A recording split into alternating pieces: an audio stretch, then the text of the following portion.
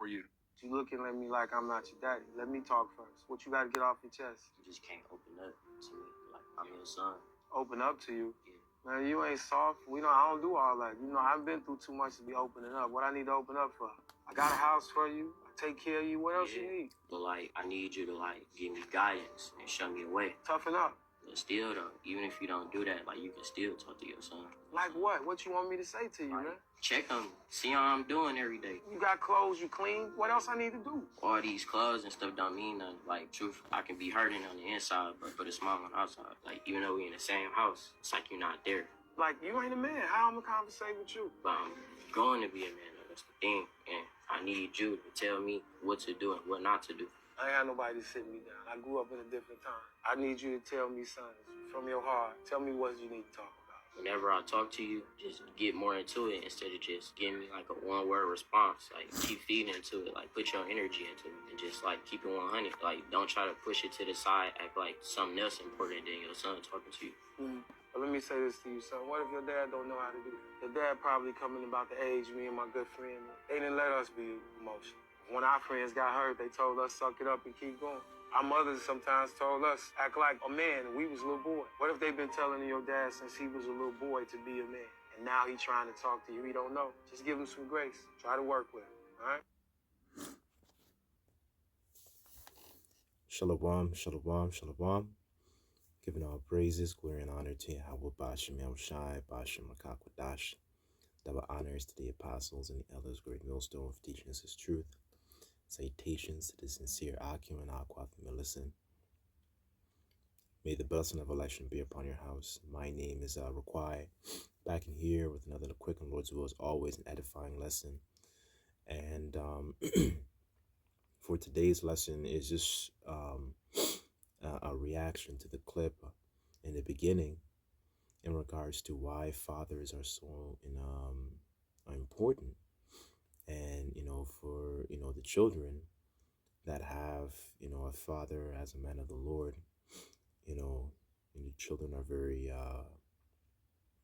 very blessed, because as a culture, there's been a bit of a tearing apart from our fathers away from the children, right? And all that was done by design to tear up our families.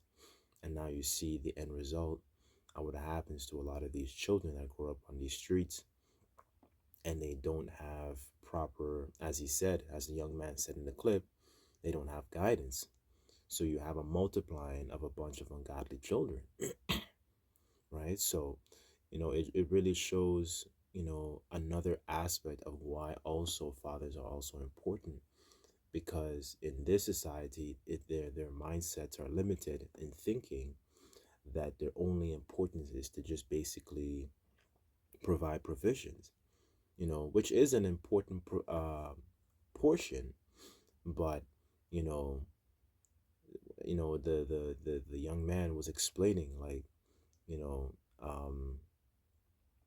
he wanted to be able to confess his faults, right? He needed that guidance, and that is one of the things that our people don't have. The scriptures talk about how wisdom really is the principal thing, right? And what do you get really wisdom from? It's obtained by actually fearing the Lord. It's not something that you can buy at your local convenience store.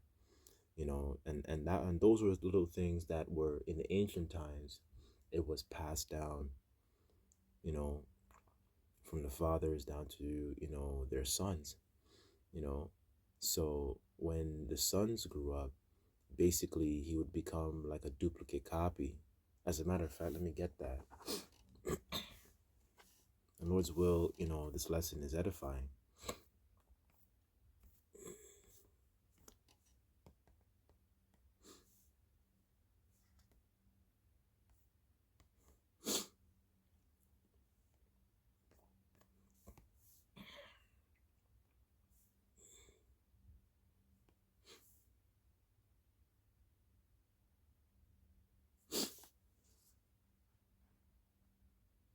This is Sirach 30:3.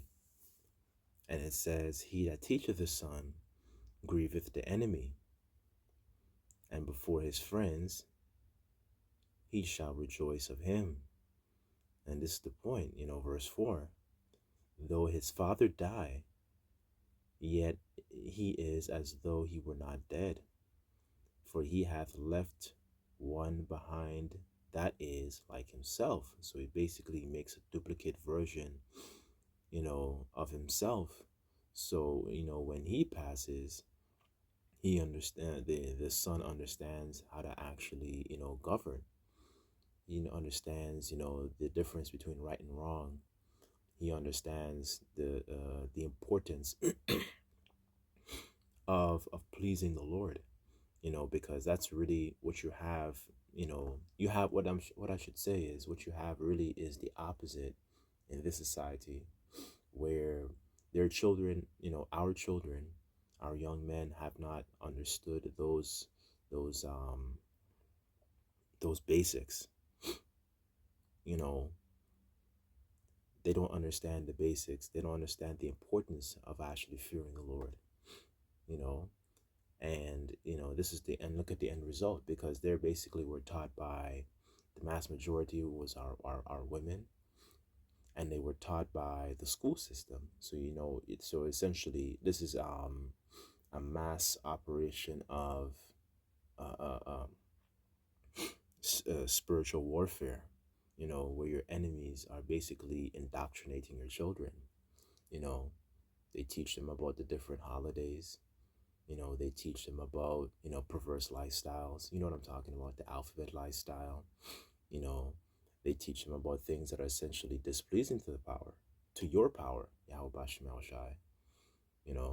Because the other nations understood that, when you're in alignment, going back when you read Judith, the fifth chapter, they understood that as a nation, when we were in accordance, or when we are, I should say, in accordance to, with our power, on the same level, acting the way the Lord wanted us to be, you know, they understood that the our Lord Yahweh Bashem El Shai would fight for us.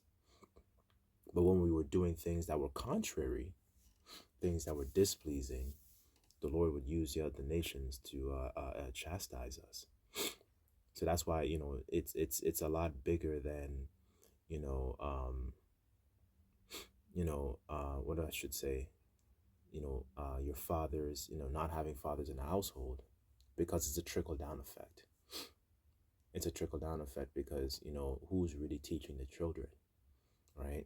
Who's really guiding them and teaching them the difference, between what's holy and what's profane, you know? And a lot of our women have been programmed by the philosophies of the serpent, when they go into, these different schools. When they go to these different schools, they learn all kinds of, folly. They're not learning things that's actually pleasing to your power. You're not learning your history. The scriptures say, inquire and search for the ways of their fathers. And that's one of the things that, our people are missing. And they don't achieve that by going into these different schools. They're still mental. They're still missing something. This is verse 5, Sirach chapter 30. And it says, and while he lived, he saw and rejoiced in him. And when he died, he was not sorrowful. And the reason he wasn't sorrowful, because he knew he set him up on the right path. He knew he had, and he was equipped with the proper instructions on how to govern and become a man, right? So you see it in the clip you saw earlier. It's a lot more to a father than just, the financial aspect, the provisions. One thing I thought about, during the time of, Jacob and, when he had his sons and Joseph, there's an account with our forefather Joseph when, he was in Egypt. And basically the when you go into his story, the Pharaoh's wife, basically kind of like, made advances towards him. She wanted Joseph basically. But Joseph was in Egypt and Jacob was nowhere around. So, it's very interesting in the story how, there was no introduction of the actual laws themselves, at that time. This is before the time of Moses and Aaron, right? And the children of Israel being introduced to the laws. But Joseph still knew in his mind when that instance occurred. He understood that, that was wickedness to his power. He understood that was a sin. And what is sin? Sin is a transgression of the law. As a matter of fact, I guess I'll just read it real quick. Let me see how he said it. Just for more. So the point is, I'm trying to. As a matter of fact, let me read it first.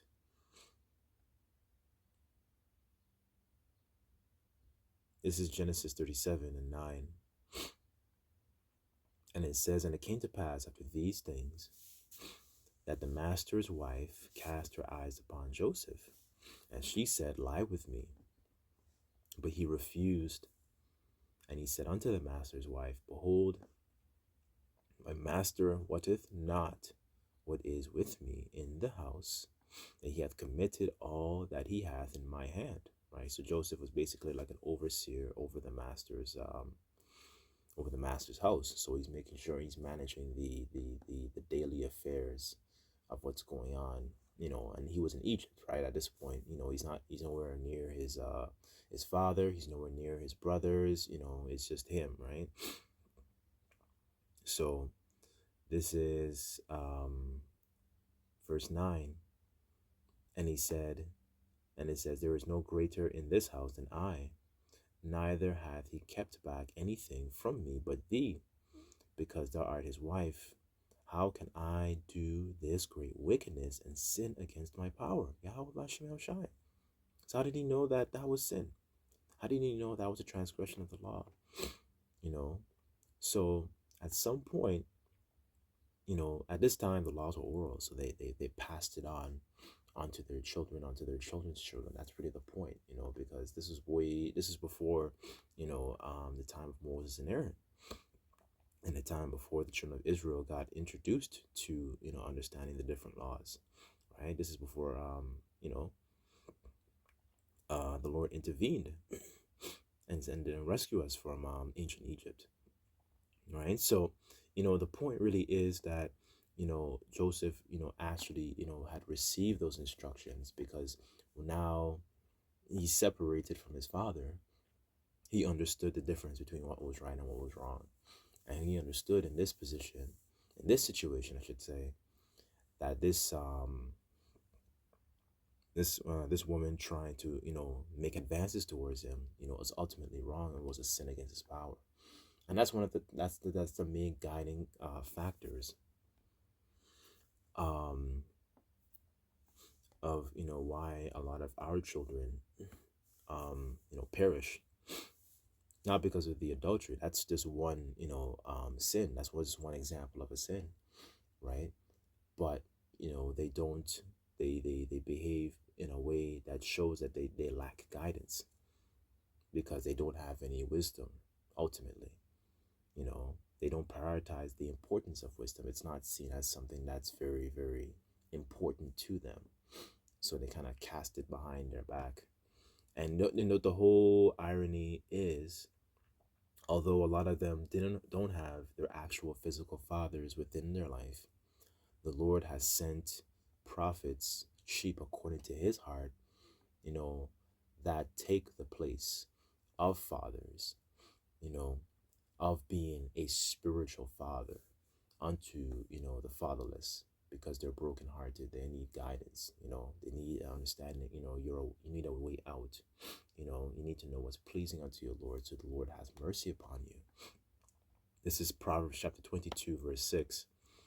And it says, "Train up a child in the way that he should go, for when he is old, he will not depart from it." So they should be trained up in having this understanding of of their culture. Our people really lack ultimately a cultural problem, because the culture, when you have understanding of your culture and what's pleasing to your power, You know how to operate. You know, understand the difference between something that is holy versus the thing that is profane. And why do you get understanding of that? You know, the priest would normally would teach the difference between something that is holy versus something that is profane, right? These are things that are, that should be made known to our people, right? And are being made known to our people, I know, strangely enough, right? But they don't see the importance of it. You know, our people are very presumptuous, so they think that, as the father you saw in the video, it was just about finances. It's not just about finances. You know, it's about guidance. It's about, you know, um, sovereignty, right? Making sure that, you leave, responsible sons, after you, right? After you pass. That's, it's a lot more than just about so-called financial freedom. That's a whole myth, right? In this society, it's a complete myth, because not even the money that you have and the substance you have is not even real money. When you go into the inheritance was passed down by who? It was passed down from fathers, the different tribes, the tribes, you know, um, the tribes of different tribes of Israel, you know, and they received the different portions of the land, right? So having a father around, it's a lot more than just money. It's guidance, like I just explained, right? And it's also encouragement. Let me get this. I'm just grabbing a couple of different examples.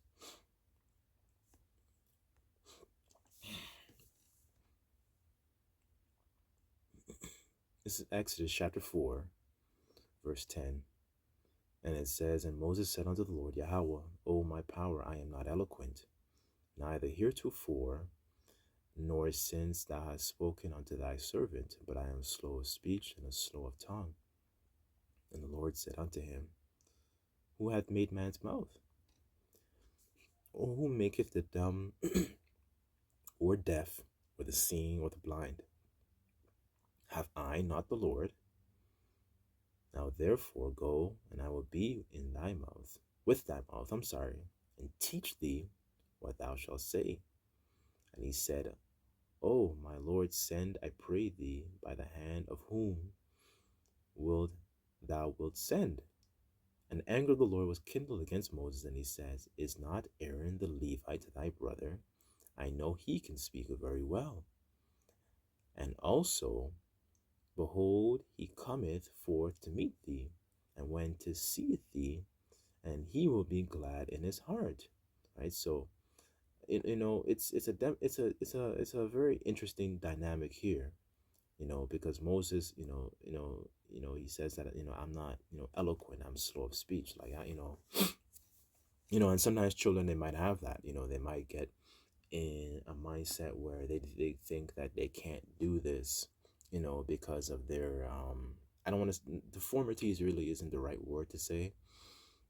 Sometimes it's like, it's like insecurities that, a lot of us, suffer from, and the Lord, it's so, is really trying to encourage Moses to show that, I will be with thee. You know what I'm saying? It's comfort. It's also is, the Lord is reminding him of comfort, you know, and B, having them remember, like, I, it's okay, I will be with you, right? You're, making him, making him more bold, basically, right? Making sure that, he's not like timid or anything like that, taking away that timid spirit, but making him more encouraged, making him more confident, or basically making him move more with faith, right? Despite the fact that we have insecurities, because a lot of us do have insecurities, and a lot of these, our children, suffer from certain things. They might have gone through certain things when they were young, and the father is there, to make sure that they basically can overcome those things, not succumb to those things, right? Just showing you that another side of why fathers are so important, you know. And so I wanted to get this as well. Another reason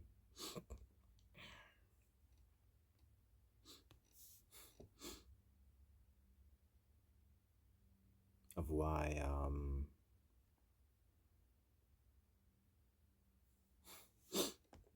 fathers are also important.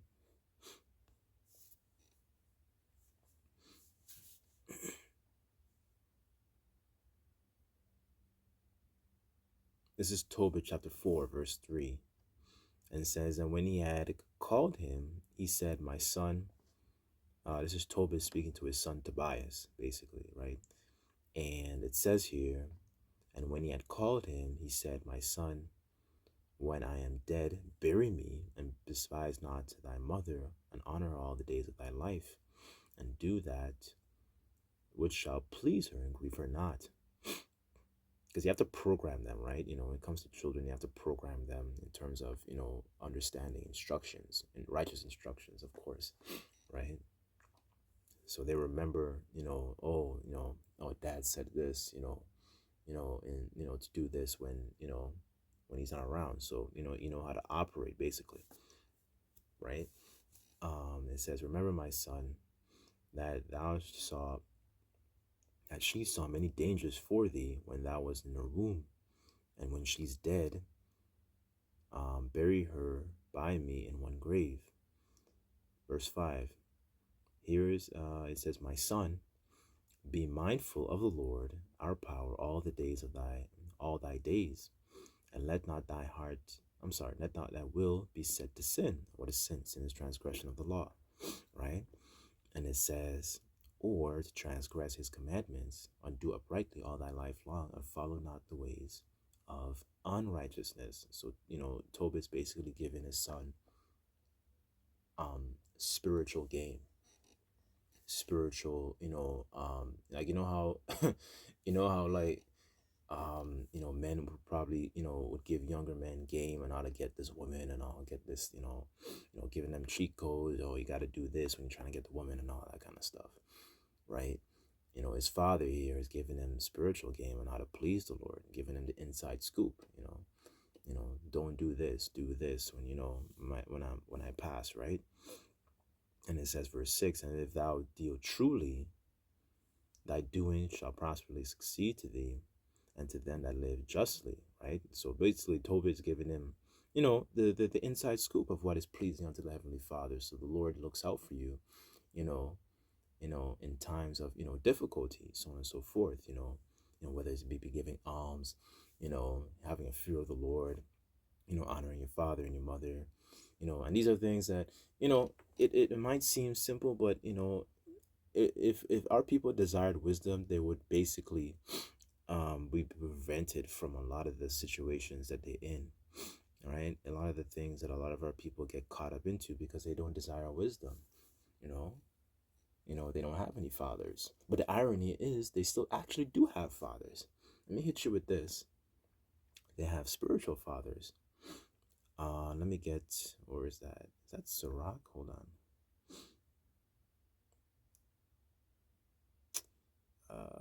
Is that Sirach 4?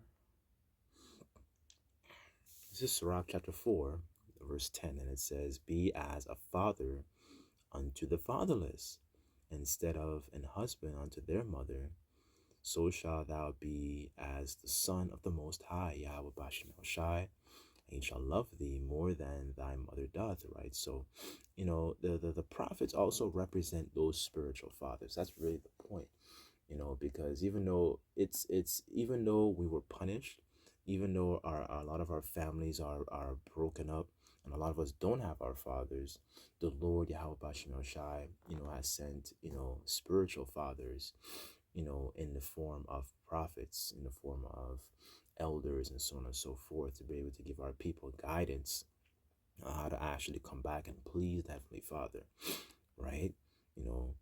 As it says in Ezra, I have given you leaders, Moses, Aaron, Habakkuk, Hosea, so on and so forth. The prophets were really the ones to kind of galvanize our people to basically remember the Lord, right? Remember what is pleasing, and stop doing what's displeasing. So, That's pretty much the point. I just wanted to hit this. I thought it was a very interesting clip I just saw, and I thought I would just, you know, go into it, just showing you the difference. I'm sorry, not the difference, but the importance of reasons why fathers are important to a household and to a nation, right? So it's not strictly just about finances, right? So, anyways, I'll leave the lesson there. But Lord's will, this lesson was edifying. Just like to give all praise, glory, and honor to Yahweh Bashim El Shai. Next time, I say Shalom.